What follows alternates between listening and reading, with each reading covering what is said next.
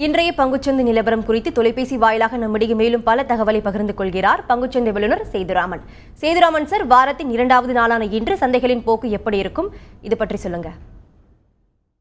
நமது சந்தைகள் கிட்டத்தட்ட லாங் லீவ்னு சொல்லலாம். ஒரு 5 டேஸுக்கு அப்புறம் இன்னைக்குதான் ரிசூம் ஆக போறது.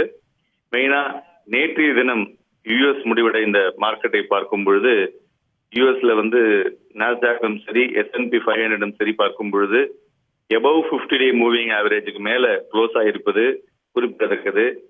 இரண்டாவதாக பிரெண்ட் க்ரூடும் பார்த்தோம்னாக்க கிட்டத்தட்ட $92 எபவ் ஹோல் ஆயிருக்கு.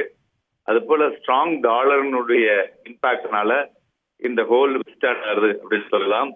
நமது இந்திய சந்தைகளை பொறுத்தவரை பார்க்கும் பொழுது இந்த 3வது காலாண்டு முடிவடைந்த அதனுடைய ரிசல்ட்ஸ் வர இருக்கிறது. அது மெயின் சென்ட்ரல் ஸ்டேஜ் எடுக்கும்னு எதிர்பார்க்கலாம். மெயினா வரக்கூடிய வியாழன் அல்லது வெள்ளியிலிருந்து ரிசல்ட்ஸ் வர இருக்கிறது.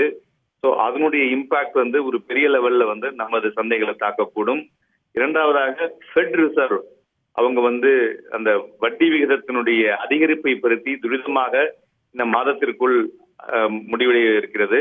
அதுவும் நமது சந்தையில ஒரு பெரிய ஒரு முக்கியத்துவமாக இருக்கும் என்று பார்க்கலாம். ஸோ இவை எல்லாவற்றை வைத்து பார்க்கும் பொழுது தேசிய பங்குச்சந்தை நிப்டி, அதாவது இந்த அக்டோபர் மாச சீரியஸ் பார்த்தோம்னாக்க ஒரு பெரிய ஸ்விங் இருக்கலாம், இல்லது ஒன் வே ட்ரெண்ட், அதாவது ஒரு பக்கமாக செல்லக்கூடிய வாய்ப்புகள் அதிகமாக தெரிகிறது. ஃபியூச்சரை வைத்து பார்த்தோமேயானால் 8,200 கால் ஆப்ஷன் ஓப்பன் இன்ட்ரெஸ்ட் அதிகமாகவும் 7,800 புட் ஆப்ஷன் ஓப்பன் இன்ட்ரெஸ்ட் அதிகமாகவும் இருப்பதால் 7,800 to 8,200 அந்த ரேஞ்சில் மார்க்கெட் ட்ரேட் ஆகக்கூடிய வாய்ப்புகள் அதிகம் தெரிகிறது. மேலும் வரக்கூடிய கார்ப்பரேட் ரிசல்ட்ஸ் எப்படி இருக்கும் என்று ஓரளவு கணிப்பு வந்ததை வைத்து பார்க்கும் பொழுது மறுபடியும் ஐடி செக்டார், பார்மாசூட்டிக்கல் செக்டார் மற்றும் ரேட் சென்சிட்டிவ் செக்டார் இவை மூன்றும் பெட்டராக இருக்கக்கூடும் என்ற எதிர்பார்ப்பு இருக்கிறது. பட் ரிசல்ட்ஸ் வந்த பிறகுதான் அதனுடைய சென்ட்ரல் ஸ்டேஜ் எப்படி இருக்குங்கிறத எதிர்நோக்கலாம்.